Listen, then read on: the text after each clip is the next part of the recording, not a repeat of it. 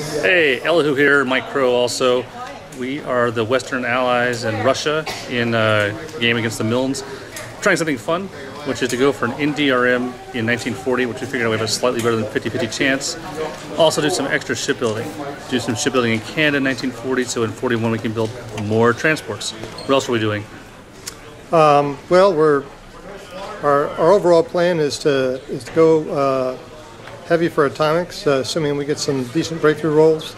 We're going to go heavy on NAT production in the Pacific and increasing our NAT rate. And I'm going to try something that may be kind of risky, but I'm going to try to get carrier superiority as quickly as possible by building a bunch of CVLs. And Britain may be able to send you some CVLs too, we'll see. So I hope so. No BB5s. All right. Hey, this is Kevin Milne. I'm partnered with Paul Milne, and our strategy for this game is going to be planning a joint Japanese and German attack against Russia with the idea of taking Russia out entirely. Now, we've already hit our first snag as the British have committed a huge amount of forces in Poland right now, and so that's going to make the conquest of France in 2 turns problematic, but I think we'll still be able to pull it out, but we're going to have to look real close to see how we do. Other than that, though, the Germans have been doing great. The sub-campaign was very successful in 39, and they only took 2 infantry as losses in 1939 in Poland. So that's pretty good so far. Our research has been subpar, though, so we'll have to see how it all rolls out. What's going on in your game right now? It is the winter 1941 turn, and we just rolled a 1 for winter, which is awesome because we have 2 winter preps, and we're looking to do some damage to the Russian army. How's the rest of the board?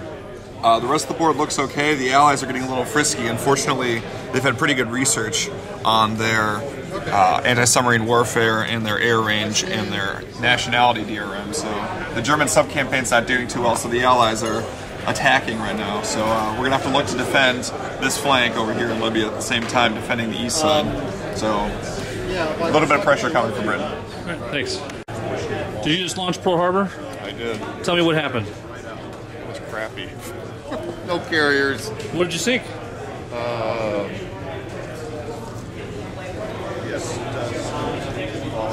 Six cruiser factors and a destroyer. And I didn't hang around for a second strike. Are you trying anything unusual, or as a Japanese player? No, strategies? not really. No low tension or anything? No, well, it was low tension, high DRP, yeah. And anything else odd happened on this map? Yes, my opponent snuck in a 3-4 into Singapore. And then he brought some extra cruiser factors, but they're getting hammered. So that makes Singapore a little bit tougher then. Well, it certainly won't fall this time. All right, thanks. I understand you've just been brought into the war. Yes, Explain. I was attacked brutally Where? throughout the entire Pacific. Losses? A little bit more than 50 BRPs. Any carriers? No carriers were caught at Pearl, to the great disappointment of my opponent. With his low tension strategy? Yes, which I foiled by drawing 2 strategic cards. Did he know that when he doesn't know that until after he Yes, he only gets to find that out by seeing if they're there. paying your money and taking your chances. Anything else interesting on your board? Well, our little ploy of putting the 3-4 into Singapore, we'll have to see if there's any way I can stretch that out and make it painful. But he's putting a lot of air over it, and he's going to isolate it. He pointed out it might have been better if I'd put it in Brunei, because it would have defended at 8 along with that replacement, which is not a bad strategy in future. I got a park. What's going on? So I'm working on my move as soon as he's done, and move stuff to the wherever and fight. Then in my board, you can see Russia has had awful things done to her. Oh, they're The opponent not only rolled a 1 for the winner, he had 2 winner preps, As a result, we lost another IC. We had 2 pockets of units isolated who might recover. So War of the Atlantic is going well. We actually had a favorable modifier this winter, but it'll be probably happy time in the spring. So I just hope our luck stays as it has, and then we'll be okay.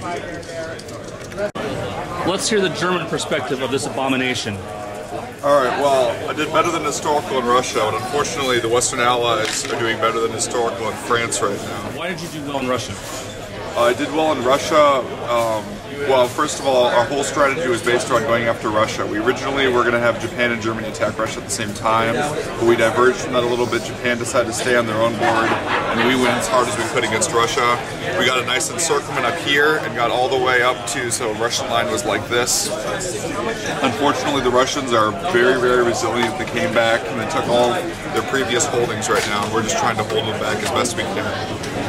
Germany is a little bit in trouble right now because they're stretching their UCL, but they're very large, they've got tons of money, and they've been able to rebuild everything so far. This force, though, keeps growing, the American cancer, so we're just going to try to keep them bottled up in France as long as possible and hopefully be able to hold them down for 6 more turns for the victory. What's going on your board? Well, we're start of 44. We have gone to the traditional position where Japan the Western Allies have to make their way up to Japan after clearing up the business. Started out slow because they held Singapore with an extra 3x4 to start and some extra Navy, so it cost me going down the Solomon chain. Stalemated for a while, and we'll see. It's touch and go. Give a slight advantage to the Allies right now. Yeah. So your projection for the board? Maybe a 1 turn for the Allies, but we'll see how that goes. Your projection over here? When I think I'm going to go down? Yeah. I hope I'm going to go down, Paul. I'm not sure. We'll see. It is now spring of 44, and we have weathered some pretty horrendous events. Germany was pursuing a strong anti-Russia strategy. We had 2 winter preps, did some extra airborne and air transports, and in summer 42 was the bad turn. I had anticipated a few small pockets getting isolated, but I made a blunder here. He had 2 isolated armor that he was able to supply with air transports that punched a second line armor, and so in addition to losing 2 pockets here, I lost the whole Leningrad pocket. I lost 2/3 of my army summer 42, and ended up falling back to the Volga.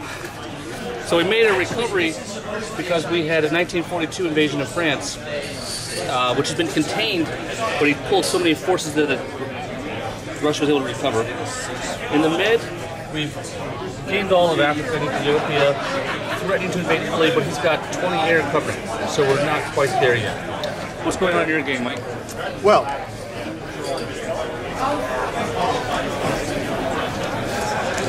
the game has been proceeding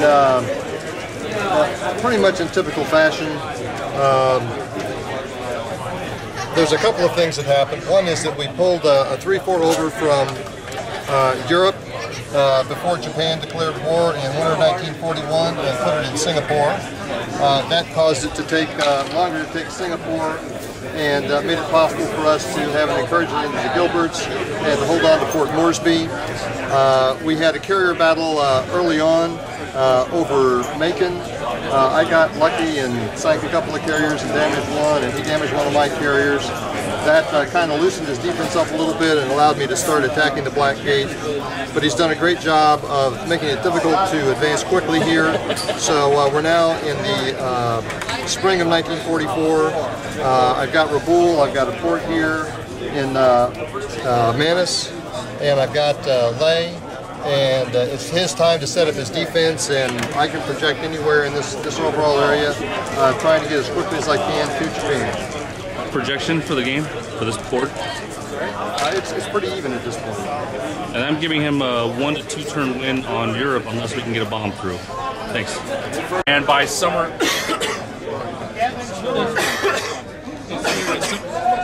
summer of 44. Yep. By summer...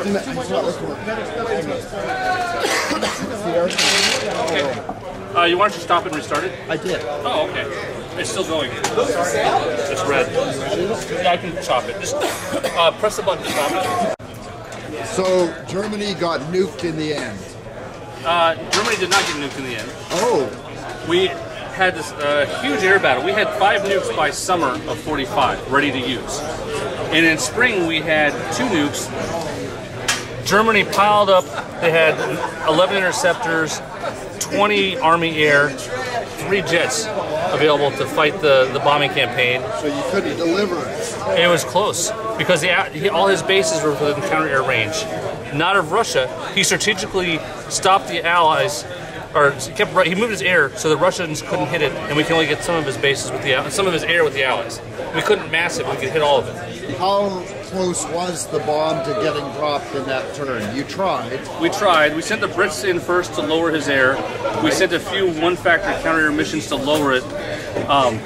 In the end, it came down to the strategic warfare roll. He had to roll an 8 or more to prevent the bomb from coming through, and he rolled a 10, so the bomb didn't come through. So it was really skill. But actually, he actually outplayed me for most of the game. All right. But Mike's rolls, I believe their statistician said we had 28 out of our 60 research rolls were 5 or higher. And if you consider that the expectation that's about 15, the Z-score, and that's insane on how skilled he is at dice setting. But stats are for losers, aren't they? Not today. All right.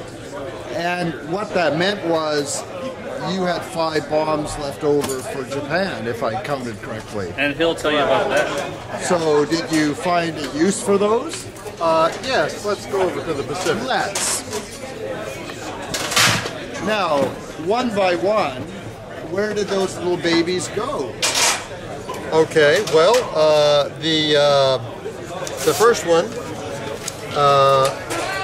was dropped by the Pacific bombers on Tokyo. So he surrendered. No, No, okay. more You was had 4 required. left then. More was required. All right. That didn't get his resistance level down to 0. Then we used a tactical nuke to invade and take Kagoshima. Oh, so that's when he surrendered. Well, that actually would have been enough, but we wanted to have some insurance in case I took big casualties on this attack. Because he only surrenders at the end of the turn. Correct. And the turn wasn't over. Right. And you had 3 more bombs. Yes, and I could only find uses for 2 of them. We used one to attack Shanghai. Shanghai, isn't that on your side? Well, the Japanese controlled it. Oh, well then, all right. It was a tactical nuke, followed up by an attack by Chinese troops, and then we exploited into Nanking with another tactical nuke. So that was more collateral damage. Well, yes. And you saved the 5th one. We couldn't figure out what to do with the 5th one. We didn't what really about need the it. Russians? Well, maybe someone will design that game one day, right? All right, so what turn was that? That was the summer 1945 turn. So that's a tie in Europe and 1 point win in the Pacific. Correct. So you crushed them. Well, no. Statistically, yes, Statistically, yes, because you won. because he rolled well. That's all it takes. So that's a lesson then for all the new players. Roll well. I guess one other impact of the good rolls is his research effect on the Battle of the Atlantic. In 1943, we had 5 ASW breakthroughs, 2 NDRM breakthroughs. We didn't get our 3rd air range until 1944. So it was miserable to be a submarine. So the submarine war completely collapsed. You got 5 atomic bombs and they only lost by 1. Well, we won by 1, but yes, they lost by 1 with our skill. All right, that sums it up.